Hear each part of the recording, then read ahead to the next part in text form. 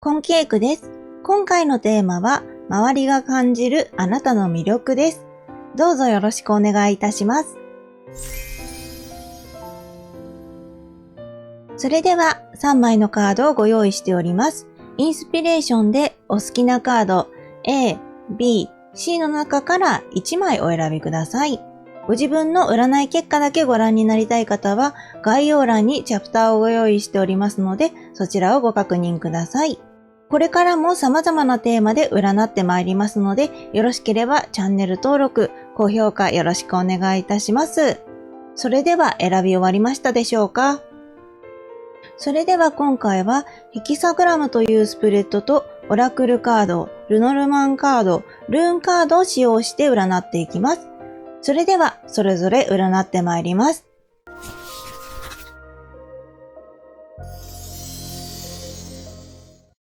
それでは A の方の結果です。A の方の周囲が感じているあなたの魅力ですが、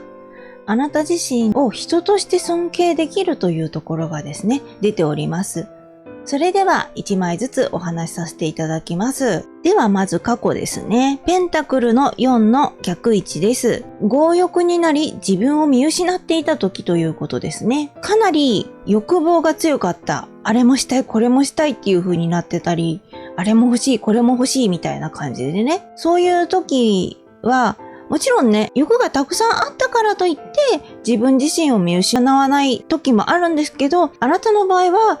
その過去っていうのが強めに欲が出すぎてしまって、自分自身の本当の目的だとか、そういったものがだんだんなくなっていくというか、見失ってしまっている。なので、正しい行動を起こせていなかった可能性があるっていうことですね。自分がとにかく欲しいものを全部欲しいっていう風にね、なってしまう。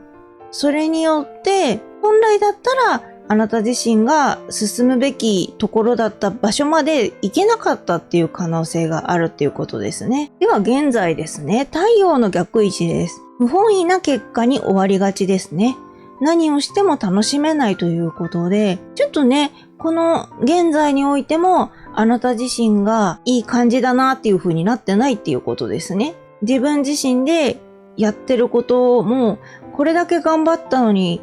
こんなに何も返ってくるものがないのかっていう感じになってしまうっていうところですね。そうなってくると、自分自身に戻ってくるものが少なければ、それはね、充実感っていうものがなくなってしまうので、どうしても楽しめなくなってしまいますよね。なんだかこう、生活する上でも、自分自身なんとなくこう、生活しているみたいなね。もう毎日が楽しいっていう感じにならずに、そのままずるずるとこう、惰性でね、やっている。やらなきゃいけないからとりあえずやるかっていう感じになってしまってるのかなっていうところがありますね。そういった部分だと、どうしてもこう、積極的な感じ、アクティブな感じで動けないっていう部分があるので、周りの人からは、なんだかこの人遠慮しているような気がするなという風に見られていて、それが良い方向に見られるとしたら、謙虚だなと思われているということですね。あなたがあまり今何もしたくないなっていう気持ち的にこうやる気スイッチが出てこないみたいなね。そういう時なんだけれども、それが人によってはね、この人自体はすごい人なのに、他の人に遠慮してて、自分が前に行くっていう感じじゃないっていうところをね、その今の段階を評価してくれてる人もいるっていうことですね。そう、謙虚だなっていう部分でいいなって思ってもらえるっていうところはありますけれども、ただね、あなた自身が納得できてないっていうところが大きいので、そこはね、本当に今から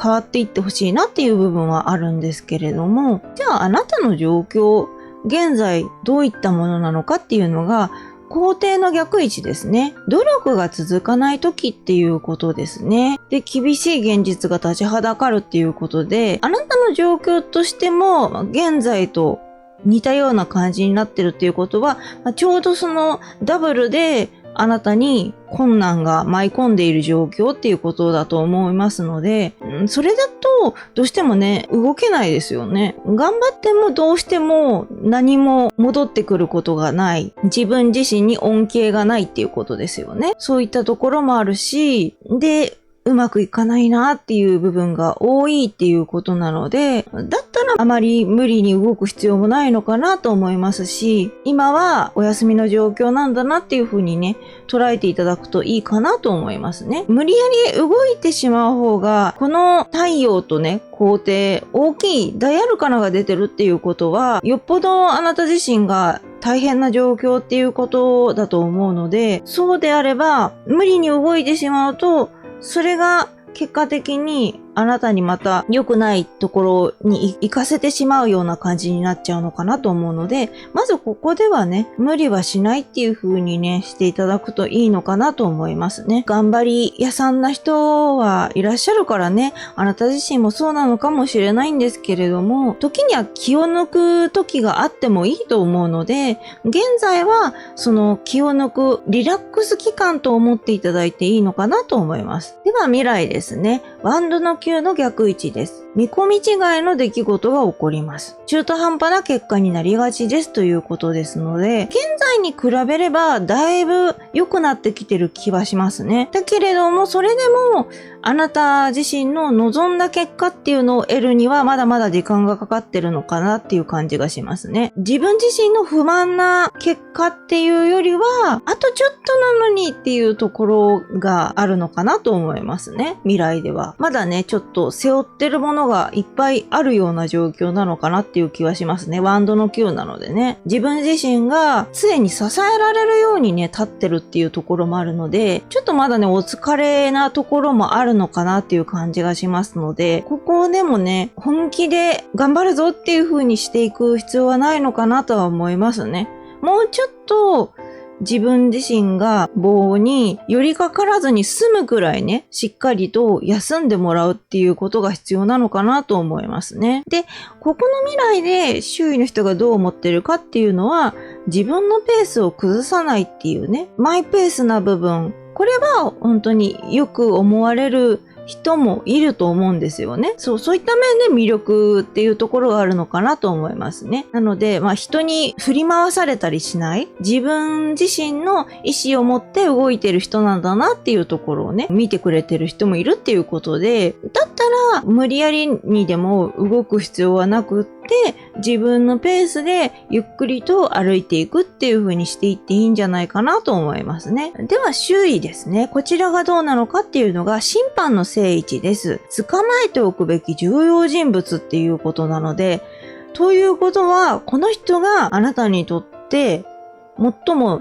あなたの動きをね、活発にしてくれるというか、何かきっかけを作ってくれるような人なのかもしれないですね。未来の部分で出てきてるっていうのがあるので、なんかうまくいかないなって思ってる時に出会っている人、周囲の人ですよね。そういった人にあなたのことを導いてくれる人がいるのかなと思いますね。審判なので、必ず何かに決着をつけてくれるっていう部分はありますよね。あなたが困ってることだとか、足踏みしてしまってどうしようもない時、そういったところにちゃんと審判を下してくれる。そういった部分でかなり頼れる人なのかなっていうところがありますね。周囲の人にね、思い当たる人がいればね、その方をしっかりね、捕まえておくっていうのが必要っていうことなので、ぜひね、この周囲の人を大事にしていただけたらと思うんですけれども、しっかりね、アドバイスとかもらえるのであれば、もらっていただいた方がいいと思いますね。では最終結果ですね。こちらが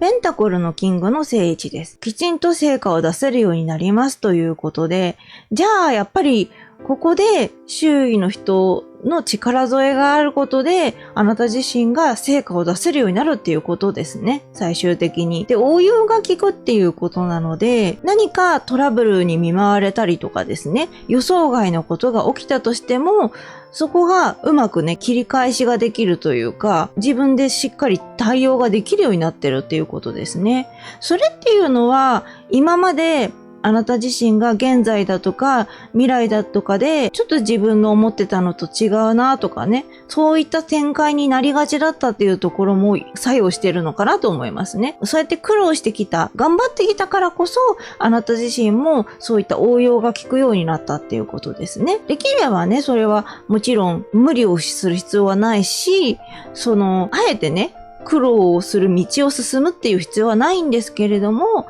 何かあった時にそれが役立つのは間違いないんだよっていうことだと思いますね。そして人に必要とされる時期っていうところもあるので、あなた自身が人を必要としてた時期から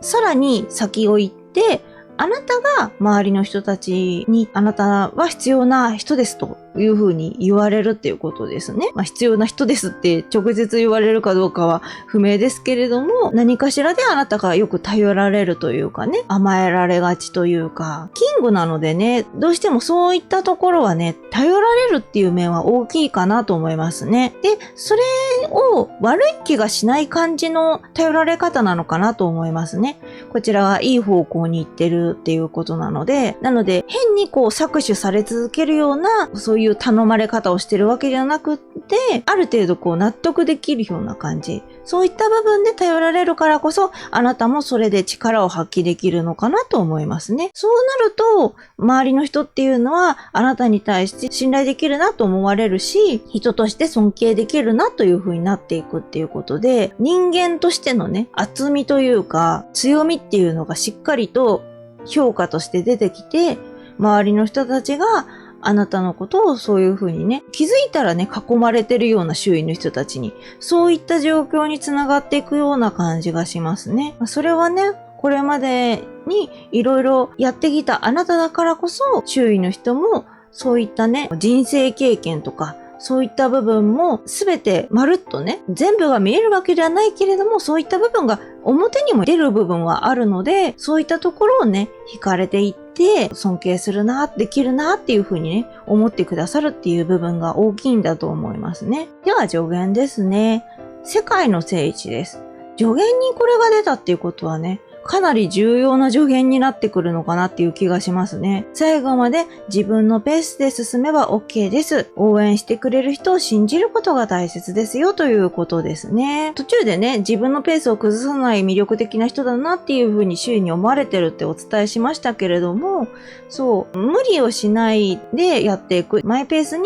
進んでいくっていうことが何より大事っていうことですね。で、応援してくれる人っていうのは必ずね、あなたのところに現れるっていうのはあるので、あなたが慕われることによって周りの人はね、応援したいとか、あなたが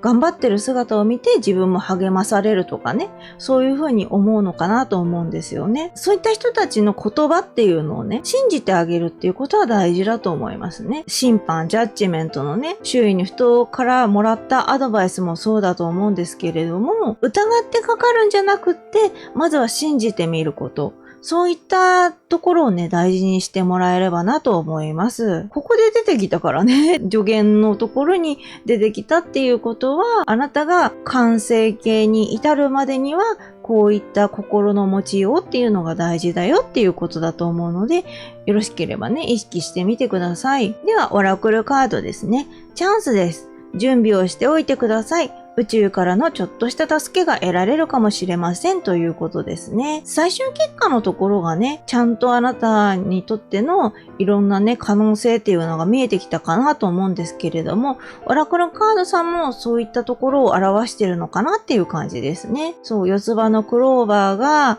ある幸福の象徴ですからね、クローバーはね。そういった部分でも、あなたが今まで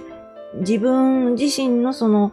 幸福っていうよりはなんかうまくいかないなっていう気持ちが強かったのが、これからはちゃんとあなた自身が生活していって、これならやっていけるなっていうね、動いていけるなっていう風にね、なっていくっていうところなのかなと思います。宇宙からのっていうとちょっと疑問に思われる方もいらっしゃるかもしれないけれども、何かしらね、あなたの背中を押してくれるような存在っていうものがあるっていうことですね。人かもしれないし、きっかけかもしれないし、どういったね、ものになるかはわからないけれども、あなた自身が動きやすくなる、前向きに進みやすくなる、そういったきっかけをね、与えてくれる何かが、ちゃんとね、あなたのそばにあるよっていうことを言いたいんだと思いますね。そしてルノルマンカードですね。月です。変化の流れがあります。不調でもしばらくは様子を見ようということで、これね、私の説明の補足をしてくださってますね、ルノロマンさんがね。うまくいかないなとかね、調子悪いなっていう時、そういった時は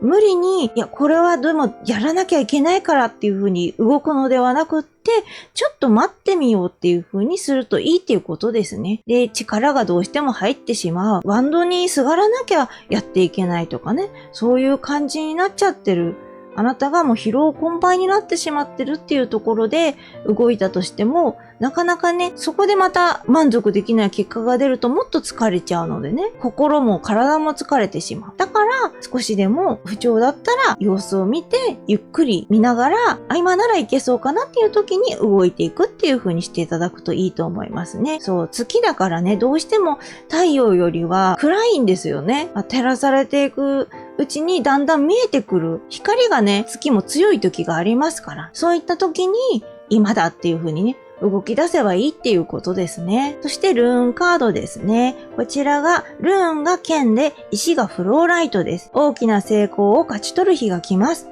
自分の直感は大切にしましょうということですね。ここでまた力強い結果が出てまいりましたね。最終結果のペンタクルのキングを味方につけておりますから大丈夫だとは思うんですけれども、しっかりと大きな成功を勝ち取っていくあなたの燃える火ですね。情熱っていうのもね、どんどんね、上がっていくっていうことです。そして自分自身がこれは良くないかもなと思ったこととか、いいかもなって思ったこと、そういったところはね、大切にしながら進んでいってほしいっていうことですね。周囲の人にね、あなたを本気で慕ってくれて、そう応援したいっていう人もいるけれども、あなたの影響力が強くなれば強くなるほど、実際変な人、あなたを利用しようとする人も出てくるっていうのは間違いないので、万が一そういった何かこの人嫌な予感がするなっていう人がいれば、そういった人からは離れたりとか、自分がこれを今からやると、なんだか今後良くない気がするなっていうね。なんかありますよね、時々ね。そう、私はね、結構あるんですよ。いい感は当たらないんだけれども、悪い感は当たることがありまして、どっちでもいいんですけど、何かね、自分の中で感が冴えてる時っていうのがあると思うので、そういった部分は、しっかりと信じて、やめとこうかなっていう風にね、してもらうといいのかなと思いますね。やめておこうかなとかね。やってみようかなとかね。そういう風に思っていただければなと思います。そうですね。あなたの場合はやはり最終結果の部分が大きいかなと思います。あなたの魅力としても、人として尊敬できるっていうことは、それだけあなた自身の性格だとか、全体の雰囲気とかですよね。そういった部分で、素敵だなと思わせる魅力があるっていうこと、力があるっていうことなので、そういった部分はね、自信を持っていただければなと思いますね。それまででも、ちゃんとね、あなたのことをね、評価してくださる方はいらっしゃるのでね、あなた自身が自信がなくても、そうやってね、ちゃんとあなたのことをね、素敵だなと思ってくださる方は必ずいるのでね、もちろんね、なかなか周囲の人もね、言えるかって言ったら言えない時もあると思うので、それを知ることは難しいかもしれないんだけれども、こうやってね、占いの結果で出ましたので、これをね、とりあえずね、この言葉をね、覚えておいてもらって、こういう風に周囲の人は思ってくれてるのかなっていう風に思いながら動くと、自分自身もすごくね、過ごしやすくなっていくんじゃないかなと思います。いつも、周りの人たちにどう思われてるんだろうっていう風にね、悪い方向に思われてるんじゃないかってビクビクしながら動くよりは、そうやってね、少しでもね、動きやすくなるような助けができればいいなと思いますので、よろしければですね、こちらの方参考にしながら動いてみてください。以上が A の結果でした。それでは B の方の結果です。B の方の周りが感じるあなたの魅力ですが、あなたのことを気持ちが落ち着くだとか、心の優しい人だと思ってくださってるようですね。それでは1枚ずつお話しさせていただきます。それでは過去です。ワンドの3の逆位置です。期待が肩透かしのまま終わる。先が見えずに途方に暮れるということですね。過去に関しては、あなた自身が迷いの時だったっていうところですよね。自分でいろいろとやってはみたものの、その結果として出てきたものは、あまり自分自身が望んでるようなものにはならなかった。さらに、自分がこれからどうしていったらいいのかっていうのが分かっていなかったっていうところで、そう、だいぶなんか道のりというかもう道すらもなかったっていう感じですよね。その時はぼんやり立っているしかなかったのかなっていうところがありますね。自分自身がいろいろと頑張っていかなきゃとか進まなきゃとかそういうふうに思ってはいても、それでも具体的に何をしていったらいいのかとか、自分が何をしていけばうまくやっていけるんだろうなとかね、そういった悩みっていうのが多かったのかなっていうふうに感じます。では現在ですね、こちらはカップのナイトの正位置です。何かが始まる気配ですね。チャンスの到来ということで、今までは何も見えてこなかった。どうすればいいのかな、これから何を自分は目標にしていったらいいのかなっていうふうにいろいろと考えていらっしゃったと思うんですが、ここからね、始まっていきますよっていうことですね。で、あなた自身が良い方向に行けるチャンスっていうのも巡ってくるので、そのチャンスを逃さないようにね、動けるだけ動いてみるっていうのは必要かなと思いますね。ナイトっていうのがね、大間さんに乗ってるカードさんっていうところがあるんですけれども、ということはね、他の人よりも早く走っていけるというか、先に進んでいける、自分自身が得ようと思えばできるだけ近道で得ていけるっていう部分があるのかなっていう感じがしますね。そういった風にあなた自身もだんだんと自信が持てるような状況になっていくっていうのもあるんですが、で、周囲の人があなたに対してどう思っているかっていうのが、ここが気持ちが落ち着くだとか、心の優しい人だなっていう風に思ってもらえるっていうことなので、あなたのその自分自身のチャンスをつかむだけではなくって、周囲の人たちからの好感度っていうのがだいぶ高いっていうことですね。なので、自分が頑張ってる時に、いろんな周囲の人たちも応援してくれるというか、後押ししてくれやすいところはあるかなと思いますね。それはあなた自身が周囲の人に対して親切にいろいろとしてきたからこそっていうところもあるし、あなた自身は意識してないかもしれないけれども、だけど周囲の人からすればすごく感謝してることだとか、そういった部分がたくさんあるのかなと思いますので、あなたと一緒にいるとね、気持ちが落ち着く、癒し系とかそういったイメージもあるかもしれないですけれども、そういう部分であなたに助けられてる人もいるっていうことでね、そういう面でも自分自身に自信を持ちながら、さらにチャンス、ラッキーな部分がやってくるので、そういったものをゲットしながら動いていけるっていうことだと思いますね。そしてあなたの状況なんですが、忍者の逆位置です。過去の自分と向き合うときですね。人目を気にしすぎているっていうことなので、人目はね、気にしなくて大丈夫です。今のその現在のあなた自身に対して向いているその印象からして、あなたが気にするような悪い印象を持ってる人はいないっていうことですね。あまり気にしすぎて自分が身動きできないっていう風になるよりは、せっかくのチャンスが巡ってくる時期なので、できるだけね、人の目を気にせずに、あなたのことを好いてくれてる人の方が多いよっていうね、カードさんがこうやって出てきたってことは、それだけね、いろんな人があなたに対していいな、素敵だなと好感を持ってくれてるっていうことだと思うので、そちらの人たちの印象の方を自分自身で重きを置いてもらって動いてもらうといいのかなと思いますね。で、過去の自分っていうのは、ここで私が出したカードさんの過去なのかもしれないし、もっと前の過去なのかもしれないんだけれども、自分自身がやってきたこと、いろんな経験をお持ちかもしれないんですけれども、忍者のカードが出てきたってことはね、おそらく経験者、いろんなことをね、積み重ねてやってきた方だと思いますので、そういったところで過去の自分と向き合って、過去にやってきたことがいずれ役に立つかもしれないので、そこを向き合いながら、顧みながらやっていくっていうことも大事ですね。あれはいいことをしたなっていうふうに思うのであれば、それも大事にする必要はあるけど、あれは良くなかったなっていうふうに自分自身が悔いていること、そういったことっていうのは今後につながってくる可能性があるので、そこをまた同じように繰り返さないために、今度はどういうふうに対策したらいいだろうかっていうふうにね、考えてみるっていうのをね、そういうふうに動いてもらうといいですね。では未来ですね。カップの9の逆位置です。これがね、ちょっと心配なのが、生活習慣の乱れがね、あるかもしれないっていうことで、ご自分自身がお忙しいのかもしれないですね。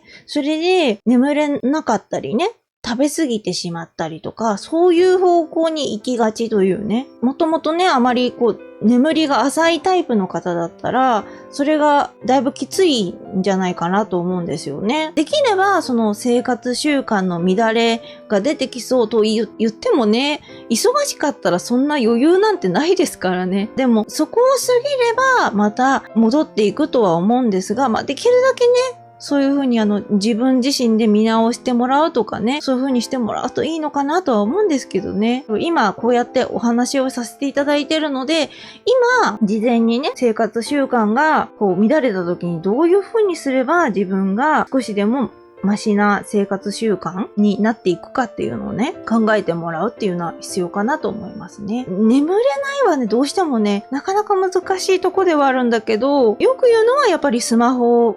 夜に延々と見続けると、どうしても交感神経が興奮してしまって、それで眠れなくなったりとかいうのは聞きますよね。できるだけだから激しい運動も夜にしない方がいいっていうのも言いますし、自分自身のその体の健康のために運動するにしても、夜にあまりやるといろんな脳のね、信号が元気になっちゃうっていうかね、そういう部分が出てくるので、そのあたりを抑えておいて、お風呂でゆっくり使ってもらうとかね。あとは、食べ過ぎっていうのは、そうですね、なかなかでもね、ストレスとかがあるとね、食べちゃうっていう人もいらっしゃるものね。そう、こればっかりはね、仕方ない部分ではあるんだけれども、でも、できるだけその自分が好きな食べ物を食べるっていう風にしてあげるといいのかもしれないですね。そういう時ってね。そうするとね、満足感って違うじゃないですか。逆に自分自身我慢させなきゃっていう風にして、自分が大して好きでもないものを健康にいいからっていうんで食べるんじゃなくって、自分が普段から食べ慣れてるし、大好きだしっていう食べ物を食べてもらう。それによってちょっと満足感を与えて、少しでも食べ過ぎを防ぐっていうこともできるのかなと思いますね。なかなかね、どちらも難しい部分ではある。もう、ストレスだったり、忙しすぎてだったりすると、崩れますよね、そのあたりね。そう、だから、気をつけてって言ってもね、難しいところではあるけど、一応ね、そういう感じでお話しさせていただきましたので、少しでもね、自分でできる対策っていうのはね、してもらうといいかなと思いますね。で、あとはね、何をしても心に空虚さが残るっていうことで、こういった時期なので、多分、忙しさの方が先に勝っちゃうので、自分がやりたいことをやっても満足にできないんじゃないかなっていうところがあるんですよね。自分の中でいろいろと、できればここまでやりたいみたいな風に思ってやったとしても、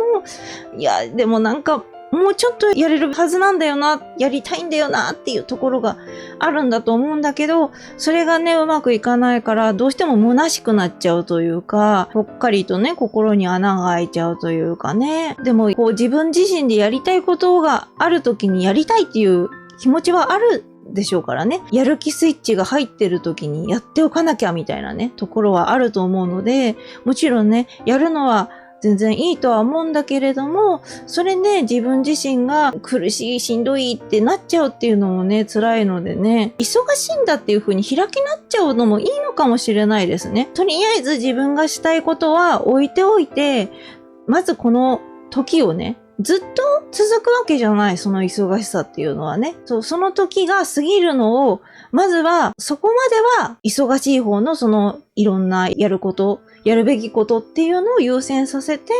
自分が本当にやりたいことだとかは、もうとりあえず後回し、ごめんなさいっていう感じでね、しておくっていう風にしてもらうといいのかなと思いますね。もちろんね、そういった中で人との関わりがあるような出来事なんだったら、ちゃんとその関係する人たちにはごめんなさい、遅れますとかね、そういう風に言うことは必要だとは思うんですけど、遅れますとか今できないから申し訳ないけどちょっと時間取れないですみたいな感じでね、言うことは必要ですね。何も言わずにいるとどうしてもね、みんな不安になっちゃうからね、周囲の人もね、できるだけ自分の状況をちゃんと話しておくことは必要かなと思いますね。で、そういったところで周囲の人がどう思ってるかっていうのが、自分の気持ちに正直な人だなっていう風に思ってるっていうことで、これはあくまであなたのその表の部分を見てそう思うっていうところですよね。魅力に思ってるっていうところなので、あなた自身が実際何をやってもうまくいかない、どうしようっていう感じになってる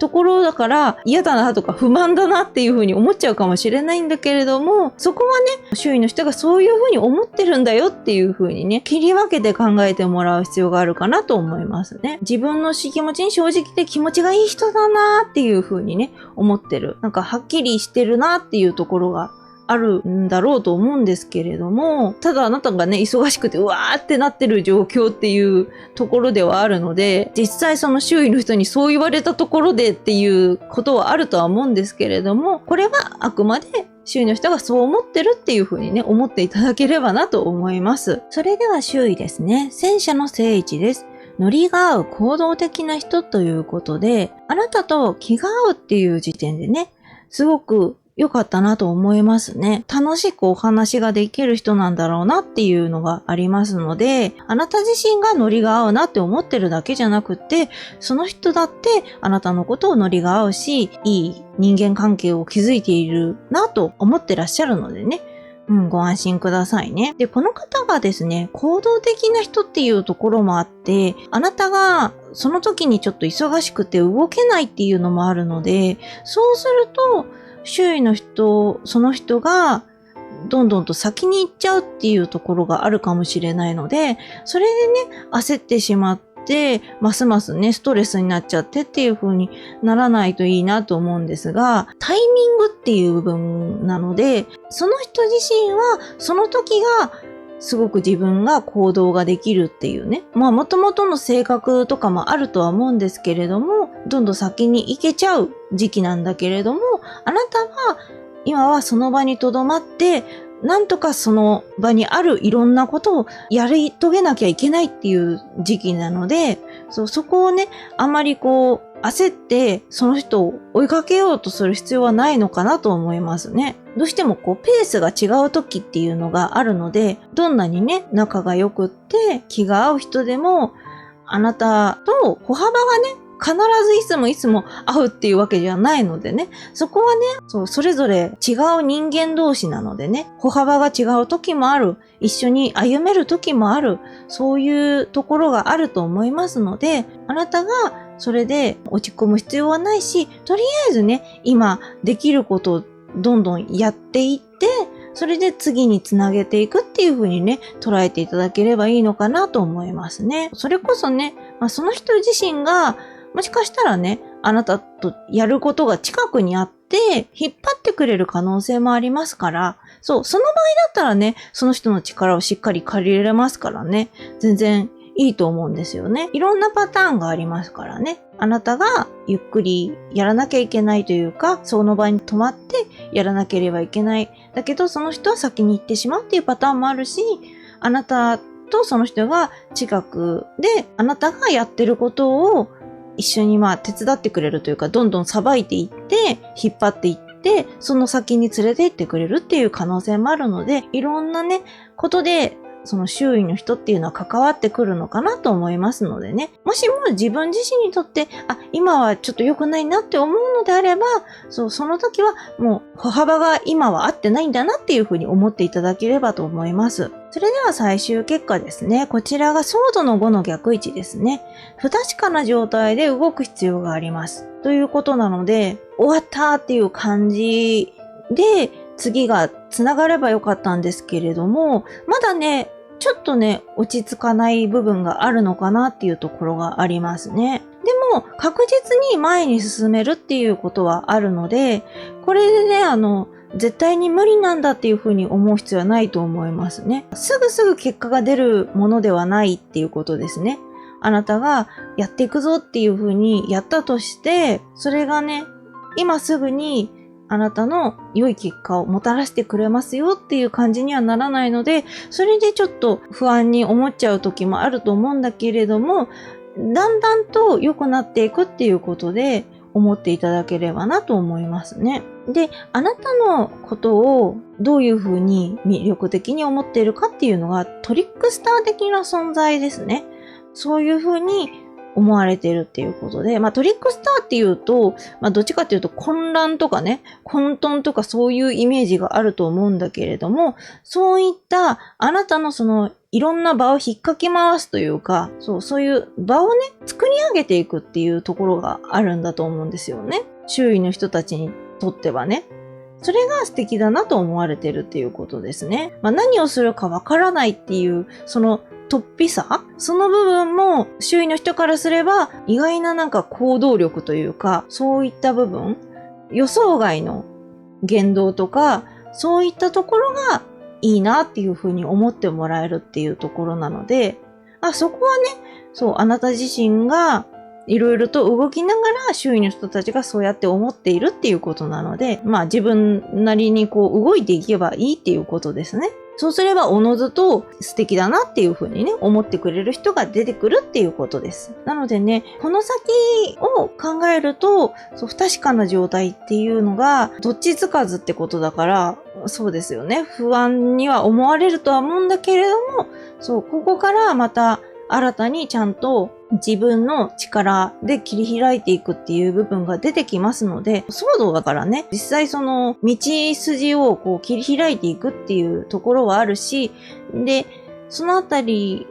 がしっかりね、今後は作用していくと思いますので、まずは動いてみましょう。まず結果が伴わないと思って諦めるのではなくて、まだ結果はわからないけど、まず動いてみようっていう風にしてもらうといいと思いますね。それでは助言ですね。ペンタクルの6の正位置です。表面上の損得に縛られないで助け合いを意識しましょうということですね。これはね、難しいですよね。どうしてもね、あなた自身のことを周囲の人が表でしか見れないように、あなたの心の内までね、全部開いて見れるかって言ったら見れないように、あなた自身だって周りの状況とか見てて、心の裏の裏まで書いてなんてなかなか難しいとは思うんですよね。そうするとどうしても表の部分で自分が損するか得するかっていう風に考えちゃうと思うんだけれども、そこに縛られてやってしまうと、結果的にあなたが損することも出てきてしまうっていうところがあるので、もうそこはね、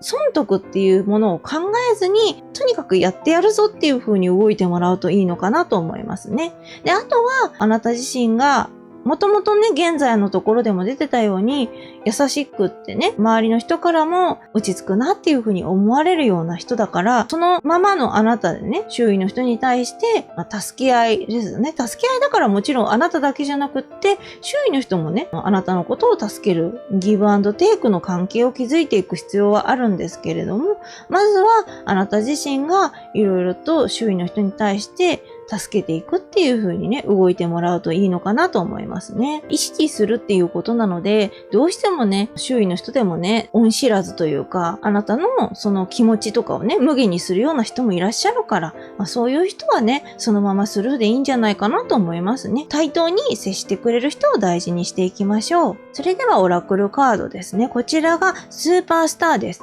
空には一人一人のために輝く星がありますということですね。そうですね。人間いろいろとおります。あなた自身だってたった一人のね、スーパースターであると輝いている星がありますよということでね、まだね、不確かな部分がある、ちゃんとね、結果が見えるわけじゃないけれども、あなたが輝ける未来っていうのは必ず訪れるのでね、そのままね、突き進んでいただければなと思います。そしてルノルマンカードですね。こちらが狐です。さらに上を目指すことができます。ライバルに打ち勝つこともできます。落とし穴に注意ですよということですね。ここもね、今後がもっともっとね、上を目指すことができると。あなたの可能性は無限大ですよと。さらに、あなたとね、近い人、あなたと能力とかね、そういったところで競い合うようなね、人がいらっしゃるとしても、その人にもちゃんと打ち勝つことができますよということですね。あとは足元に注意ね。足元に注意っていうのは、心の持ちようっていうことなんですけれども、自分自身が前だけを見すぎて、ふとね、立ち止まったらね、大きな穴が開いてたなんてことになったら大変ですからね。自分自身のやってきたことっていうのに何かミスがないかなとかですね。なんか変なことになってないかなとかね。一旦考えてもらうとかね。歩きながらも、進みながらも、ちょっとずつね、自分自身で振り返りながら、帰り見て、どうやっていくかなっていう風にしてもらうといいと思いますね。そしてルーンカードが、ルーンがティールで石がスタールビーですね。実力以上の力を発揮していけます。情熱を強く持っていきましょうということでね。いろんなね、ところで、あなた自身がちょっと忙しかったりだとか、なかなかね、結果が出にくい部分があったりだとか、そういうところはあるけれども、ルノルマンさん、オラクルカードさん、ルーンカードさんがね、しっかりそのあたりのね、今後の未来っていうのをね、見てくれてるのかなと思いますね。諦める必要はないよっていう風に勇気づけてくれてる感じがしますね。あなたの実力以上の力を発揮して活躍ができる日がありますよということですね。なので、先に諦めてしまうんじゃなくて、諦めずに進んでいくことが大事ですよっていうことです。そうですね。あなたの場合は、すごく優しい人でもあるし、かといって場を盛り上げてくれるというか、場を作って、あなたの何をするかわからない言動っていうのにも、また周囲の人が注目してたりとかして、あなたに対して興味関心を持ってる人が多いのかなっていうイメージが湧きましたね。で、ただね、あなたが忙しかったりだとか、そういった部分で大変な思いをされる時期っていうのもあるのでね、そのあたりしっかりね、無理なく体を休めつつやっていって、で、その時には自分のしたいことっていうのは一旦お休みしてもらうとかでね、進めてもらえればと思います。それでは、こちらが B の結果でした。それでは C の方の結果です。C の方の周りが感じるあなたの魅力ですが、全体的にあなたのことを好いている人っていうのはいらっしゃるっていうのが強く出てるなって感じるんですけれども、その中でもあなたが寛大で公平に接してくれる、そういったところが好かれる要因になってるのかなっていうのが感じられますね。それでは1枚ずつお話しさせていただきます。では、過去です。吊るされ人の正位置です。自分の状況に向き合って静かに考えている時でしたね。何か自分の状況に向き合うっていうことは、何かしらご苦労があったとか、大変だったことっていうのがあったのかなっていう感じがするんですけれども、そこに向き合いながらどうすればいいだろうなっていうふうに、しっかり自分の中で答えを出すために考えていたっていうところなので、かなりね、落ち着いてらっしゃったなっていうとこですね。ただ悲しんでる、辛い気持ちを抱えてるっていうだけじゃなくって、自分の中でこれからじゃあどうしていったらいいだろうなっていう風にね、冷静に考えてる部分がありましたので、これからのことを考えると、やはりここの過去でしっかり考えておられたっていうところがね、大事になってきてるのかなっていう感じですね。ここから良くしていくためにどうしていくのかっていうね、ご自分自身が意識的にでも無意識的にでもですね、いろいろ考えていらっしゃったっていうところがまず大事なんだなと思いますね。それでは次が現在ですね。カップの6の正位置です。過去に意識を向けヒントを得る時です。ということなので、現在においても、その過去で考えてきたこと、いろんなところが役に立ってるような感じですね。つながってますね、確実にね。ちゃんとあなたが過去に自分自身のやってきたこと、そういったところで今後のね、課題というか、そういう部分も見えてきたんじゃないかなと思うんですけれども、またその時にどういうことをしたかっていうね、そういう部分も現在においてヒントとしてちゃんと得ているっていうことですね。で、将来の出来事に備える時でもあるので、過去がいろいろと思案している時、しっかりと自分で思いを確立させる時であったのが、今度は次の未来に向けて備えていろいろとやっている時、どちらかというと、静と動ですよね。静かと動くっていう感じがありますけれども、そう、過去では静の部分だったのが、現在は動になってきてるのかなっていうとこですね。ただまだ過去の部分をしっかりと思い返してる時でもあるので、今から動いているけれども、もうちょっとね、前進するのは後かなっていうところです。で、その中であなた自身、周囲の人がどういうふうに思っているのかっていうのが、会話がとにかく楽しいというふうになっていて、もうこれはね、あなた自身の魅力としてね、かなり大きいと思いますね。そう、お話ししていて、あなたとお話しすることが楽しいって何より大事ですよね。あなたのそのお話の仕方なのか、会話なので聞いてあげるっていうこともありますよね。そう。聞いたり話したりっていうね、そういったところの部分があると思うんですけれども、それをしていると周囲の人がこの人と話していると楽しいし、なんだか気分が良くなってくるなっていう感じになるのかなと思うので、そこはね、本当に素敵な部分だなと思いますね。そう、会話のキャッチボールができるって素敵ですからね。なかなかね、難しいんですよね。相手の心を汲みながら言葉を繰り出していくってね、本当に難しいこと。それがあなたは自然とできてるんだと思うので、もうそのままね、いろんな人とね、お話をしながらね、過ごしていただけたらなと思います。じゃあ実際現在あなたの状況はどういう方向に行ってるのかっていうのが、ソードの8の逆位置ですね。不本意な状況で時間のロスが多いっていうことなので、そうですね。それであれば、過去の部分で得たヒントっていうのをしっかり大事にしてもらうことが必要なのかなと思いますね。あなた自身が今まだちょっと不満なものが多いっていうことなのであれば、まだそのヒントっていうのを得るのに至ってないのかもしれないですね。きっと同じような状況に必ずなるとは限らないんだけれども、ただね、似たようなパターンっていうのはね、確実にあると思うんですよね。あ、このパターンは経験した中でこういった方法を取ればうまく切り返せるんじゃないか、対応できるんじゃないかっていうところが見つけられるはずなので、そっちの方向に気持ちを切り替えてもらうといいのかなと思いますね。このままね、不満だな、嫌だなっていう風な気持ちの方に比重を置いてしまうと、どうしても時間のロスが多くなって、無駄な時間を使ってしまった、もうちょっといろんなことできたのになっていう風になっちゃうと思うので、できればその現在せっかくね、いい方向に行きそうなね、チャンスっていうのがありそうなので、しっかりね、あなたが今まで考えてきたこと、そういったところに自分の進みやすさっていうところのね、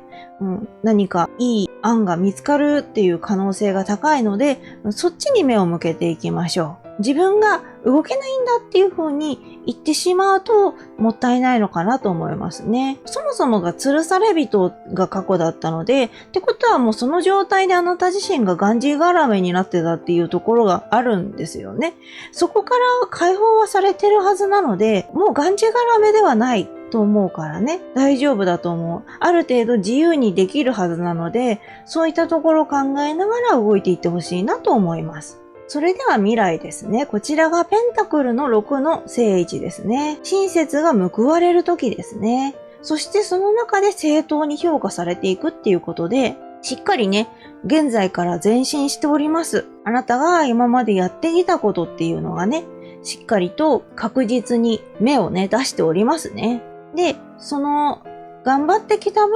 のあなたに対して正当な評価ですからね。あなたが満足できる結果になるんじゃないかなと思いますね。そういっったあなたが今までは持てなかったものがしっかり持てるっていう感じになっていくので、これからね、どんどんと動きやすさっていうのも段違いになっていくと思うし、自分の目標とかね、そういった部分で目指していけるものっていうのもね、選択肢っていうのも増えていくかなと思います。で、そういった中であなたのことを周囲の人がどう思っているかっていうのは、公平に接してくれる人、そして寛大であるということでね。そう。親切な、あなた自身がいろんな人に対して親切なんでしょうね。だからこそ公平に接してるという風にね、周囲の人からは見えるってわけですよね。人によって態度を変えたりしないっていうことですね。それ大事ですよね。周囲の人見てますからね、そういうところね。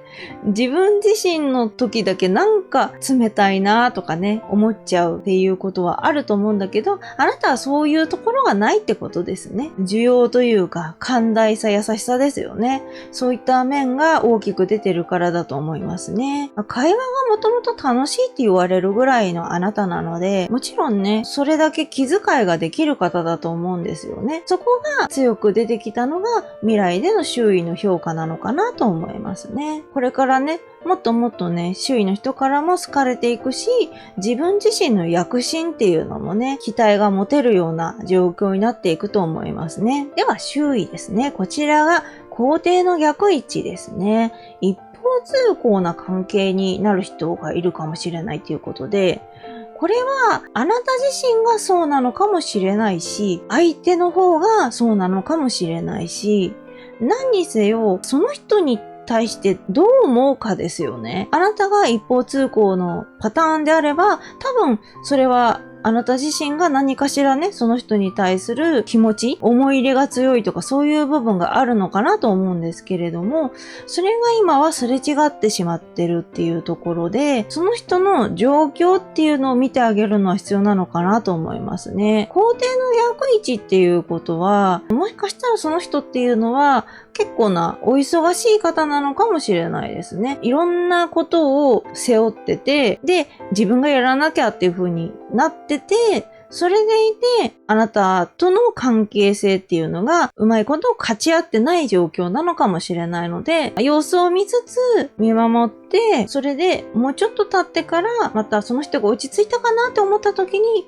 話しかけたりとか交流してみたりとかするのは大事かなと思いますし、また逆で一方通行がお相手の方であなた自身だった場合、その一方通行な相手があなたが好感を持ってる人だったらいいんだけれども、好感を持ってなくて、できればそんなに接したくないなっていうタイプの人なのであれば、それはもうそのままね、一方通行というか、放っておくっていう状況がいいのかなと思うんですが、あまりにもね、しつこいような人なのであれば、それは友人関係であれ、職場の関係であれ、恋人の関係であれ、今からお付き合いしようとしてるとか、いろんな恋愛とかそういった部分もあるかもしれない。いろんな人間関係ありますけど、どちらにしても、あなたに一方的に好感を持ってる状況っていうので、あなたが迷惑してるという話なのであれば、それはもうきっぱりとご縁を断ち切ってもらう方がいいのかなっていう感じはしますね。そうでなければ、とりあえず、なんとなく曖昧で、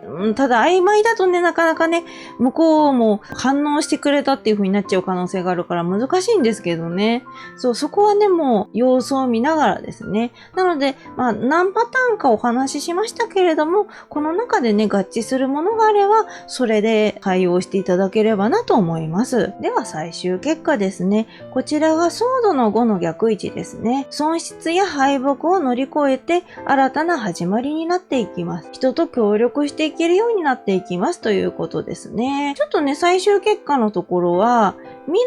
来でしっかりとうまいことやっていけるっていう風になってたのが、その後のもうちょっと先になってくると、何か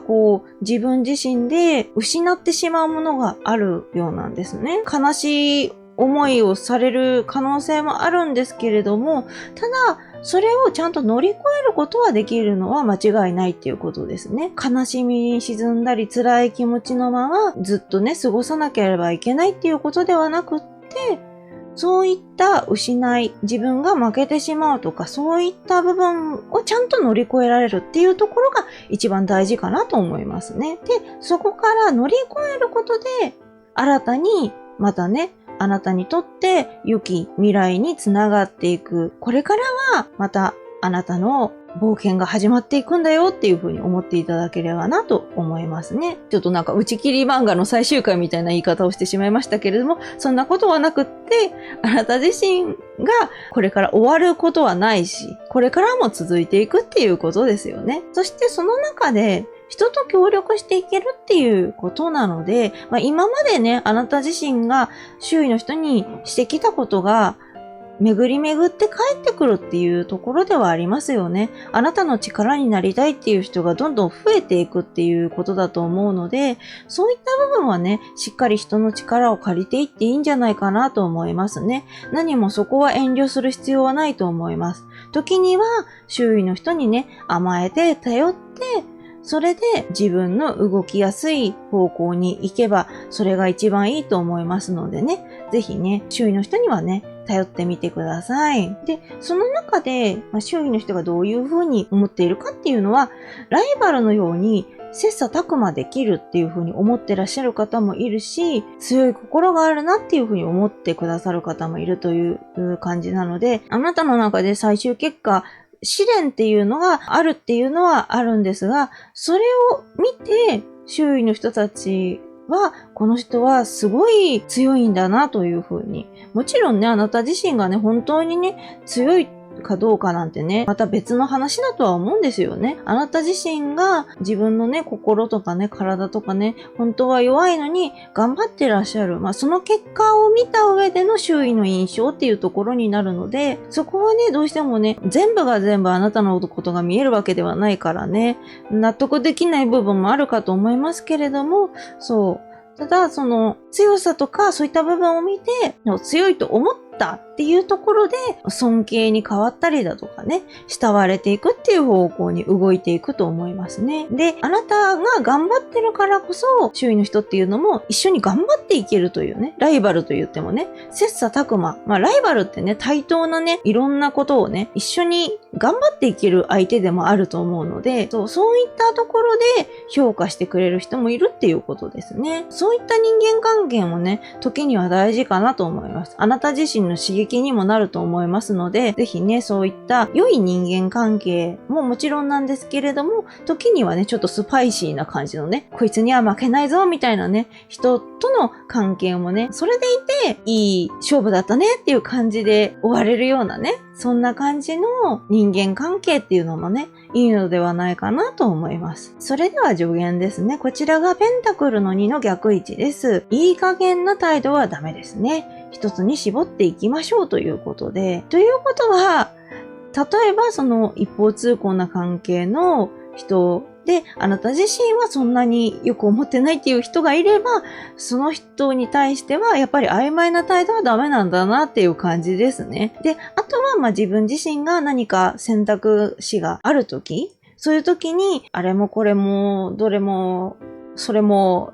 全部悩ましいからどうしようかなっていう感じで動いてしまうよりは、ちゃんとこの道に進むんだっていう風にね、決めてもらう。一旦ね。それでしっかりと答えを出すっていう風にしてもらうといいんですね。一つに絞っていきましょうっていうのはそういうことだと思うので、ぜひね、このあたりも参考にしてほしいなと思います。それではオラクルカードですね。夜です。暗い夜にこそ最も美しい星が輝きますということで、いろいろと悩んでた時期っていうのは朝が明けないんじゃないかというようなね、そういった思いになる日もあると思います。自分の中の光っていうのがね、見えてこないっていうね、部分もあるかと思うんですけれども、だけれども、そんな暗い夜、あなたが悩んで気持ち的には落ち込んでいたっていう、そういった時でもね、美しい星っていうのは輝いていて、あなたのことをしっかりね、手助けしてくれるようなヒントっていうのがああるっていうことですね。もちろんね、それに気づくまでにね、時間はかかるかもしれないけれども、だけれども、そこにね、気づけばね、あなたが時間をかけてでも気づいていく自分のやることに対するヒントだとか、きっかけだとか、そういったところをね、しっかりつかめた時には、どんどんと前へ進んでいくことができるんだと思いますね。夜っていうのは必ず朝が来て日が昇るっていうことをね、忘れないでほしいですね。そしてルノルマンカードですね。こちらが樹木です。木ですね。土台ができ、大きく伸びていけます。コツコツ続ければやがて実りますということですね。あなたの場合は、まずね、いろいろとやってこられた、そういった実績、さらにいろんな失敗だとかそういった部分を乗り越えてできた土台っていうのが大きい。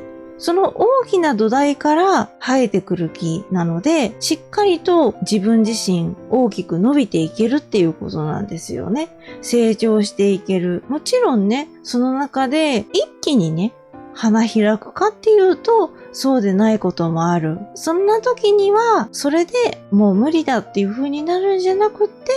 ちょっとずつでもね、続けていく。何でもね、諦めてしまったらね、そこで終わりですからね。諦めると、あなたがこれまで培ってきたもの、頑張ってきたもの、それが全てなくなってしまうというか、それがね、結局あなたの力になってるはずなのに、それをうまく発揮できないまま終わってしまうというのがね、悔しいなって、なんか私自身も思うので、できればコツコツね、続けていってほしいなと思います。そしてルーンカードですね。こちらルーンがハガルで石がピーターサイトですね。十分に注意して進めていく必要があります。迷わず前進しましょうということでね。ここちょっと矛盾してるようにも見えるんですけれども、その十分に注意して進めていく石橋を叩いて渡っていって、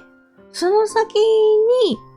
続く道っていうのは迷わずに前進していけば、それをあなた自身が輝ける未来の方向に進んでいけるっていうことですね。家庭の段階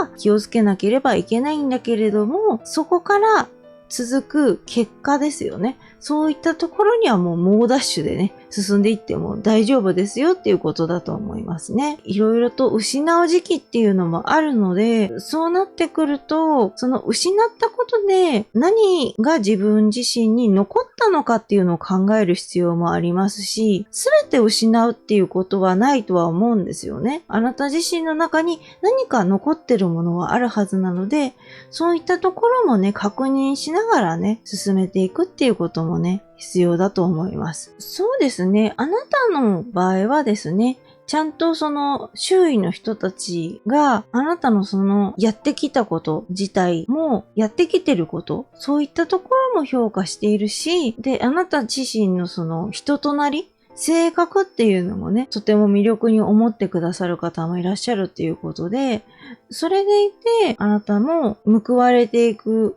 時期っていうのがやってくる。その後に少し大変な面もあるけれども、でもそうやって培ってきた人間関係によって助けてもらえることもあるし、今後コツコツ続けていくことで、もっともっとあなたの大きな実っていくものっていうのが出てくるので、よろしければですね、こちらの方を参考にされながら動いてみてほしいなと思います。以上が C の結果でした。ここまでご覧くださりありがとうございました。よろしければチャンネル登録、高評価をお願いいたします。これからも様々なテーマで占ってまいりますので、またいらしてくださいね。それではおつけいくでした。